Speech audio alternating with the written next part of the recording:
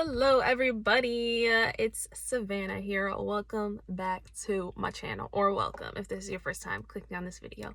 I am currently sitting by the lake yet again. I feel like a lot of our videos this month might be by the lake because I just love coming by the lake and just parking and spending time with God, and it's just a nice little place for me to really get focused on him, you know what I mean, where there's not as many distractions and whatnot. But I just wanted to do our daily video today, and yeah, every day this month I want to give y'all some encouraging words. And today the verse that is popping up into my head, there's a couple ones just having to do with God's plans for us being good. So there's Jeremiah 29:11. And then there's Romans 8:28, which is, for I know the plans I have for you. God has good plans for us, right? Not plans for hard, bad things, but for good things. And I don't want to say like hard thing, because obviously hard things happen, but with different translations in the Bible and whatnot, there can be different words. But so God has good plans for us, not for us to be in harm's way. And for all of those who are called according to his purpose, and for those who love him, he has good things for us. So if we are still breathing here on earth, that means we are called according to his purpose. Am I right? Am I right? Because that's why we're here. We all have a purpose. We are all fearfully, wonderfully, uniquely, and made in his image. So we are breathing. We still have purpose here. Otherwise, we would not be here, right? Otherwise, we would, just our purpose would be done for. Our purpose will be complete. But we are still breathing, meaning we still have purpose here. And if we love God and we are still here, then we know that he has good things for us. And we have to remind ourselves of that, because sometimes we get in our head and we look at what's in front of us, and we look at the physical, and we look at our feelings, which we can't follow our emotions and our feelings. If we are led by our feelings, then it's going to be like following the wind. It's going to be like we're on a roller coaster all the time, which that's how I used to be. And I'll be like, God, why am I always on a roller coaster? My relationship with you, God, seems to be on a roller coaster, this and that. And it was because I was following my emotions rather than just doing what needed to be done.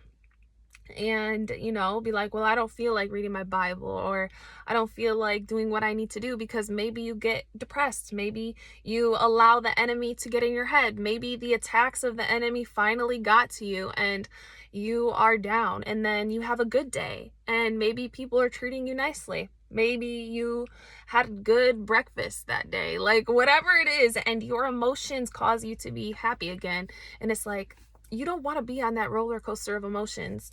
And whenever you're feeling down, it's like, it's okay. Let's feel those emotions. Let's reflect and see, why are we triggered? Why are we not feeling like ourselves today? And run to God with those things. Run to God with the emotions. And I think it's so important, no matter what, to start your day with God. I don't care. I live by that. I live and I breathe and I eat that. I live by coming to God first thing in the morning, because I truly do not feel like myself when I don't.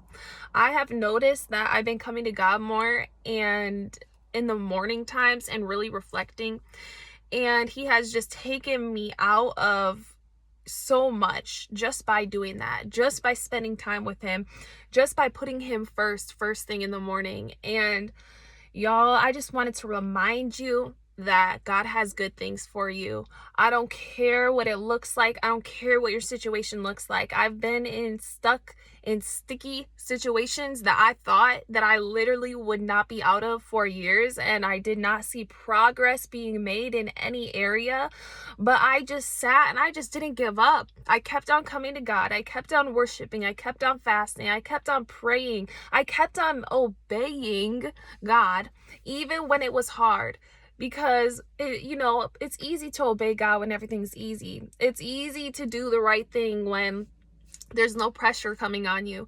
But what makes it really special is when you obey God, even when it's hard, even when nobody else around you is doing it, even when you feel like an outcast, even when times are hard, even when it feels like maybe you're upset with God or you don't understand what he's doing. and you still choose to obey him, that is what makes it special. That is what makes you special, is that you continue to do the right thing even when it doesn't make sense. And faith is so special too, because even when everything looks crazy and when what's in front of you is not lining up with the promises God has for you, and you still are continuing to have faith and speak out those promises, that is so special. Because one day it's going to happen. One day your blessings will come. One day things will start to shift in your life. Okay? I promise. And the only reason I can promise is because God promised. And his word never fails. All right? And so I know for a fact that my God does not lie. He is not a man that he shall lie, nor is he a son of man that he shall change his mind. When he speaks a word, it shall come to pass like the rain and the snow. It will not come back to him empty until it accomplishes the purpose that it was sent for. All right, that's in Isaiah. His word is like the rain and the snow. And literally, it does not come back to him. I'm talking about precipitation over here in the Bible. It does not come back to him until it accomplishes the purpose that it was sent for. So when God speaks a word and says, this is my daughter, this is my son, I have called them according to my purpose, and this is what I have for them, and I made this person an evangelist, I made this person a prophetess, I made this person a pastor, I gave this person artistic giftings, I gave this person like good math brain.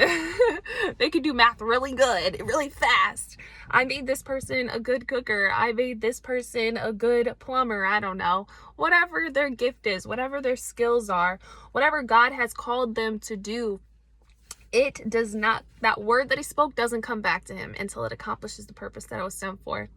And God has not given up on you, so you need to not give up on you. And don't let anyone or anything get in between what God has called you to do. Sorry, this person is just driving really slow next to me. But do not let anything distract you. Do not let anything pervert what God has called you to do. Do not let anything steal what God has called you to do. No emotion should decide your future. No other person should decide your future. You should not ruin your own future. Okay? Don't let the enemy come in and take what is rightfully yours. So I just want this video to be an encouragement to someone out there, hopefully many someones out there, that God has good things for you.